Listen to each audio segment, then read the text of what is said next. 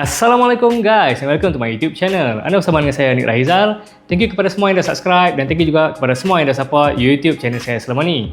Okay guys, di hadapan anda sekarang ni adalah sebuah skuter adventure iaitu Kiwi XDV 180. Sebelum ni ramai sangat ada request kat saya suruh saya review motor ni. Cumanya masa tu stok tak available lah. Okay? Masa zaman tengah panas dulu tu, semua motor yang masuk, semua dah ada customer, dah ada buyer dah. Jadi tak ada yang available lah untuk saya buat konten. Tapi Alhamdulillah sekarang ni stok dah sampai banyak dah dekat Taikon Motor HQ, okay, dekat Georgetown, Penang lah. Jadi saya pun bolehlah continue buat konten pasal motor ni macam biasa. Jadi kalau apa nak tahu lebih lanjut pasal motor ni, jom saya tunjuk hampa. Let's go!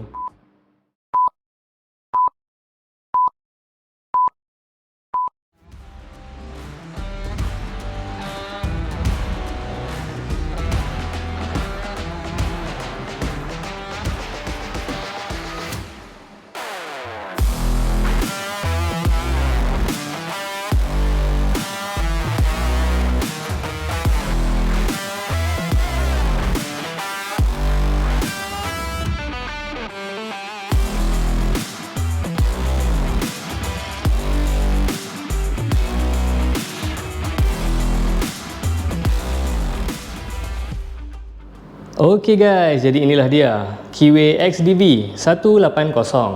Apa-apa pun macam biasa, jom saya bawa hampa. Kita walk around sikit dengan motor ni. Walk around sikit.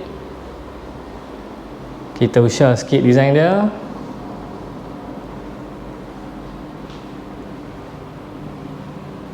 Okay. So, personally bagi saya, walaupun motor ni orang kata cuma sekadar skuter adventure, tapi dari segi design memang nampak cantik, modern, sporty dan juga rugged lah orang kata. Memang nice. Cuma kalau kita perhati betul-betul dia punya design ni ataupun dia punya konsep asal ni, dia seakan-akan macam motor brand yang satu lagi tau. Tapi motor yang brand tu dia sisi besar lah. So, daripada apply design tu pada motor ni. Tapi biasalah kan, orang kata kebanyakan motor-motor skuter adventure zaman sekarang memang dia pakai tiru design seakan-akan macam ni lah. Tapi nak kata copy paste 100% tu tak ada lah. Daripada juga adjust serba sikit lah untuk menampakkan lain daripada yang lain dan lebih unik. Nampak contoh macam ni, nampak benda bulat ni. So ok lah, overall dari segi design memang nampak cantik, kemas, memang nice lah. Ok, so first kali jom kita sembang pasal enjin dulu. Enjin dia bersesaran 174cc, 4 stroke, 1 silinder, 4 valve, single overhead cam. Lepas tu motor ni dia menggunakan fuel injection dan juga liquid cool. Enjin dia pula mampu untuk menghasilkan 18.2 horsepower pada 8,500 rpm dan juga 17.2 Nm of torque pada 6,500 rpm. Lepas tu kalau untuk skuter macam biasalah, dia menggunakan CVT transmission. Jadi dekat dalam ni ada roller, belting, pulley apa semua. Dan ni pula dia punya air filter. Macam ni lah rupa dia dari pandangan atas. Ni dia punya handlebar, side mirror apa semua. Alright. Jadi macam apa boleh nampak, motor ni dia menggunakan sistem keyless.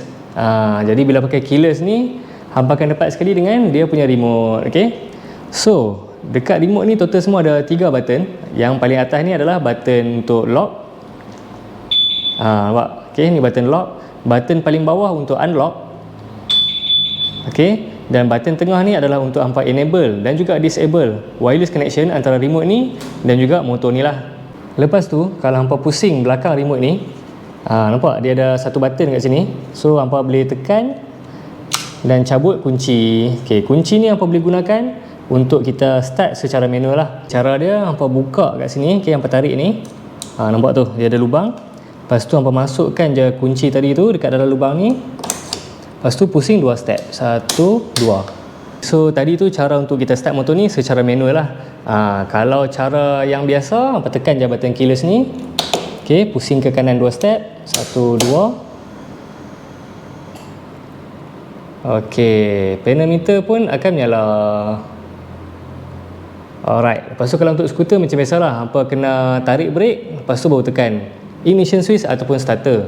So saya akan start guna brake belah depan ni, brake kanan ni. Enjin pun dah hidup. Jadi untuk kita nak dengar bunyi dia dengan lebih jelas, dengan lebih detail, kita akan pergi test dekat luar studio. Macam inilah bunyi dia bila dalam keadaan idle. Ni pula bunyi dari bahagian exhaust ataupun muffler. Kita cuba rem sikit. Tarik sikit. Alright. Okay guys, enjin dia saya terpaksa biar on dulu supaya mudah untuk saya nak demo dia punya switch apa semua kat hampa. Okay, so first kali kita akan tengok dia punya switch lampu ni dulu. Macam sekarang ni tengah lampu low beam, okay. Jadi kalau kita tolak ke depan ni, dia akan jadi high beam. Nampak? Okay. Sekali ya. Low beam, high beam. Okay. Lepas tu ni passing light. Kalau hampa tarik ni dia jadi passing light lah, untuk apa nak alert kenderaan kat depan. Okay. Lepas tu untuk bahagian ni, yang ni untuk bahagian pedometer lah. Tapi yang ni sekejap lagi saya akan demo kat hampa. Lepas tu ni dia punya signal kiri. Okay. Signal kanan. Alright. Lepas tu button kat bawah ni ada button horn. Okay. Seterusnya dekat sini ada killer switch. Kalau kita tekan ni dia akan mati enjin. Ni ada hazel light switch ataupun double signal. Okay. Dan yang terakhir adalah ignition switch ataupun starter. Kita tutup enjin dulu. Untuk pedometer dia pakai jenis TFT LCD full color yang bersaiz 7 inci. Memang besar kau ya. Siap dengan macam ada sunshade ni lagi. Okey, dia punya display macam boleh nampak kat sini dia ada speedometer, lepas tu atas ni RPM, lepas tu yang ni temperature, bawah dia fuel gauge, lepas tu ada time, ada trip dan juga odometer lah, dan juga beberapa indikator yang lain. Okey, lepas tu button ni. Okey, button ni first kali kalau kita tekan set lah. Kalau kita tekan set untuk masuk ke main menu. Nampak? Okey. Lepas tu yang ni button atas bawah, yang ni back lah. Kalau kita tekan bawah ni untuk dia nak jog lah. Okey. So kita akan masuk dekat bahagian set ni. Kita tekan set. Kita akan masuk sini. Okey, jadi dekat sini pun ada macam-macam juga. Ni dia punya setting. Lepas tu kat setting ni hampa boleh tengok lah, ada language, time, unit, brightness, version. Okay. Macam-macam lah. Okay, yang kedua kat sini ada TCS switch. Maksudnya hampa boleh open dan close TCS tu secara manual lah. Macam sekarang ni tengah open. Kalau hampa nak close, hampa tekan kat sini lah. Okay, tapi macam saya akan biar on je. Okay, lepas tu ada ni maintain, ni maintenance. Next maintenance hampa boleh set lah, berapa km apa semua. Bila hampa dah set tu, dia akan, bila dia dah sampai mileage tu, dia akan trigger, dia akan keluar lambang spanner tu lah. Okay. Lepas tu bila hampa dah settle, hampa dah service apa semua, hampa cuma perlu reset balik ya. Okay. Then kat sini ada information. Okay. Kalau hampa nak refer sebarang information kat sini, ada subtotal mileage, maximum speed, average speed, acceleration apa semua. Okay. Then ada ni diagnosis. Okay. Kat sini dia dah tunjuk lah ECU DTC dan juga ABS DTC. DTC tu maksudnya Diagnostic Trouble Code.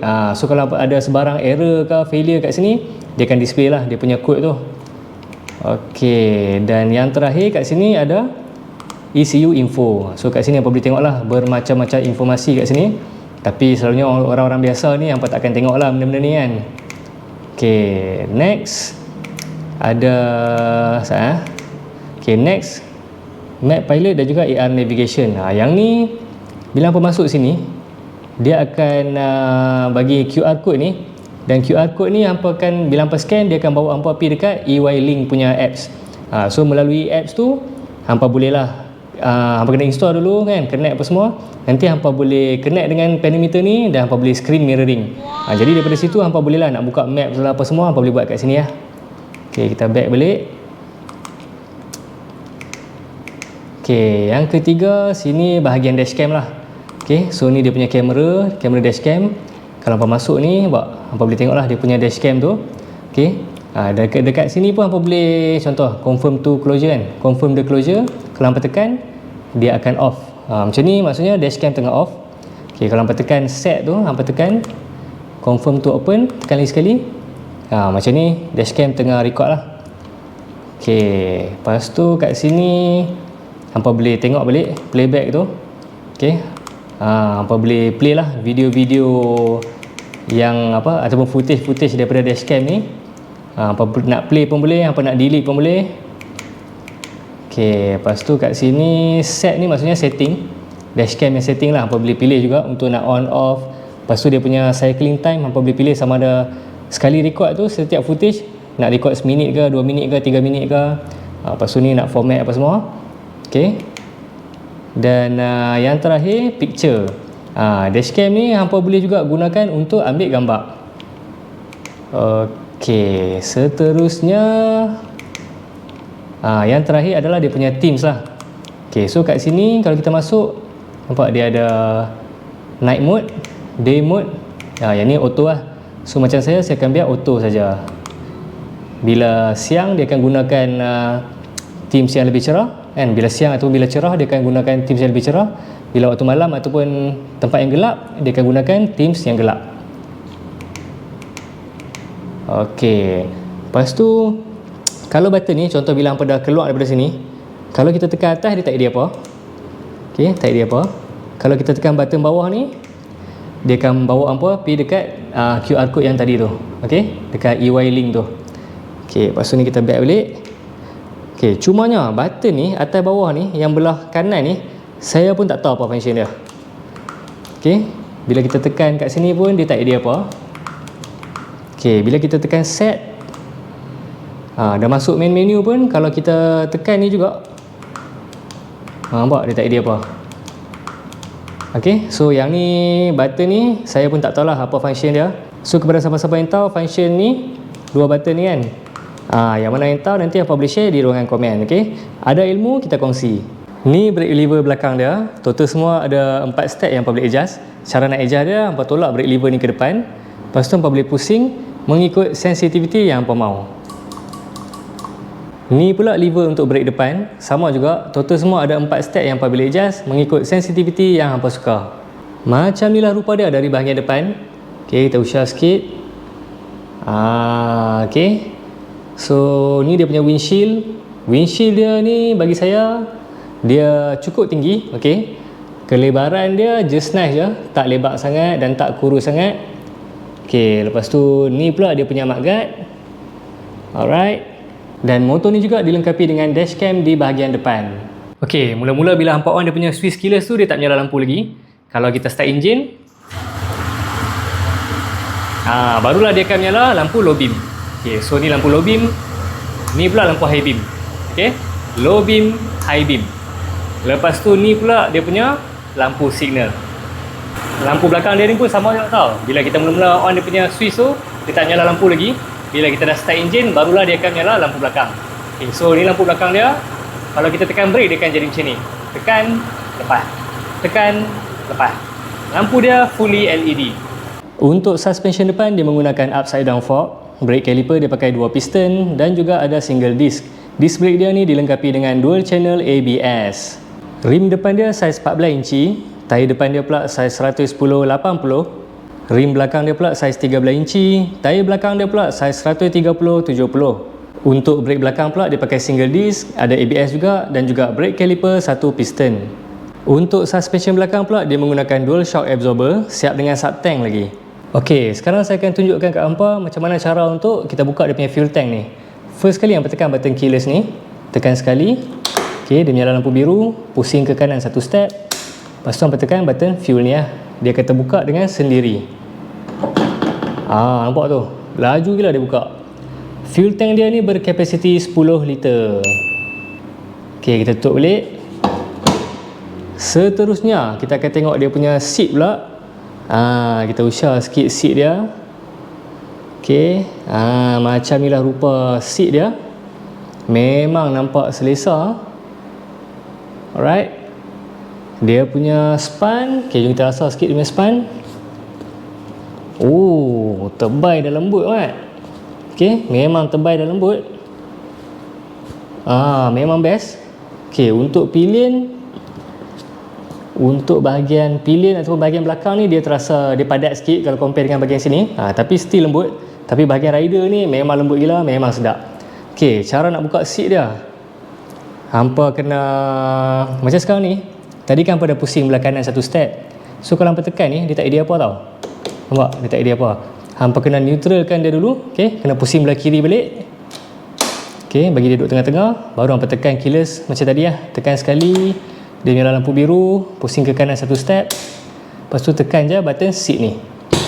Okay, seat pun dah boleh buka. Alright. Jadi macam inilah rupa di bawah seat dia. Okay, kita usah sikit seat dia. Kita usah sikit. Macam inilah dia punya under seat compartment. So bila hampa beli motor ni macam biasalah, hampa akan dapat ni user manual. Lepas tu ada free service coupon. Okay, yang ni kita buat keluar dulu. Okay, lepas tu hampa juga akan dapat ni tools ni. Okay, so macam ni lah dia punya under seat compartment. Okay, nampak boleh tahan luas juga. Okay, not bad, agak luas juga. Jadi sekarang ni tak cakap banyak, jom kita try masukkan helmet. Kita tengok muat ke tak muat.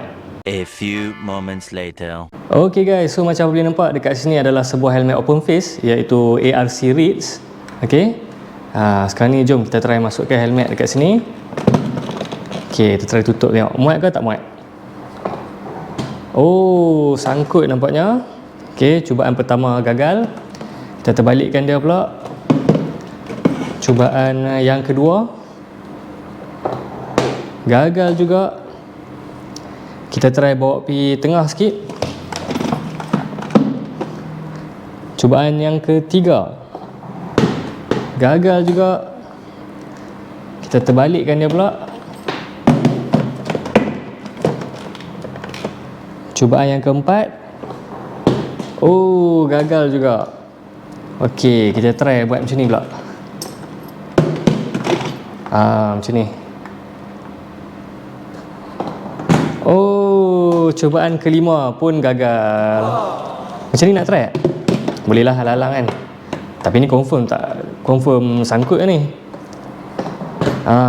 Cubaan keenam pun gagal. So cerita dia, kalau untuk sebuah helmet open face macam ni memang tak muat lah. Okay? Tapi kalau kata hampa ada helmet stern ke apa, hampa letak dalam ni, helmet stern muat, jangan risau.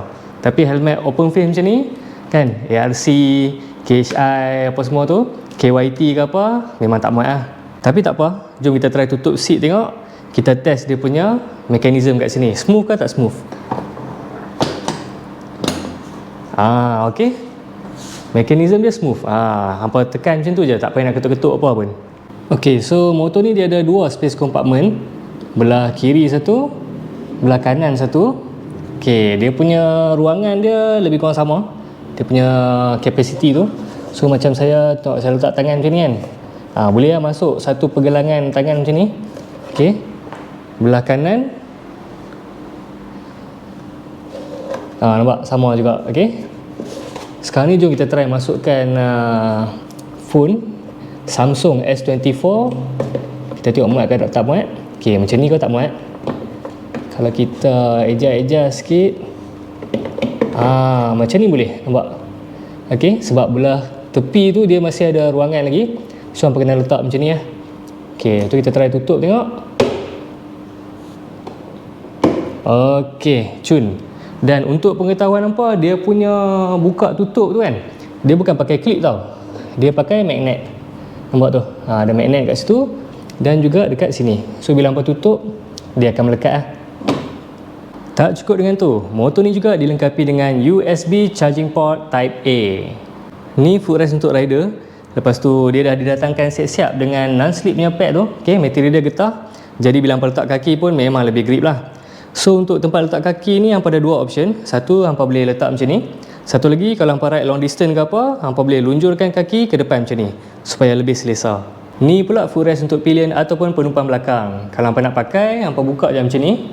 Okay, material bawah ni besi. Lepas tu kat atas ni dia ada macam lapisan getah. Jadi bila hampa letak kaki kat sini memang akan lebih grip lah. Cuma saiz dia ni tak besar mana lah, dia agak kecil sikit. So kepada siapa-siapa yang kaki kecil tu sesuai lah. Tapi kalau hampa naik single, hampa rasa tak perlu, hampa lipat je. Okay, dia akan tertutup dengan kemas dan rapi. Dia punya shape ni pun memang dia blend in elok lah.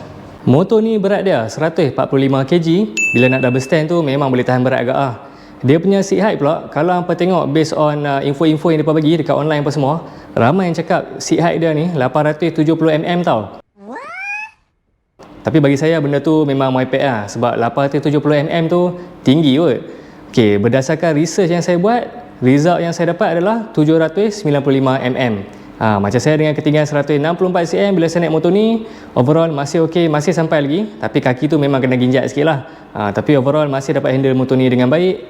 Dia punya wheelbase pula adalah 1335mm. Motor ni didatangkan dengan 3 pilihan warna, iaitu warna grey, hitam dan juga warna putih. Harga motor ni bermula dari RM9,388, tak termasuk road tax, tak termasuk insurans. Kepada orang-orang Penang dan yang berdekatan, kalau hampa nak beli motor ataupun nak survey motor, nak main cuci mata tengok-tengok dulu pun boleh, tak ada masalah. Hampa bolehlah datang ke Taikon Motor HQ Georgetown dekat Jalan Datuk Keramat. Kedai dia memang besar, ada aircon apa semua, servis dia pun memang tip top. Staff dia memang semua friendly, dan yang paling penting, harga dia insya-Allah berpatutan. Okay guys, so rasanya sampai sini je video kita pada hari ini. Stay tune untuk next video. Jadi kalau hampa suka video ni, jangan lupa like, komen dan share. Jangan lupa subscribe. InsyaAllah kita jumpa lagi pada video yang akan datang. Assalamualaikum.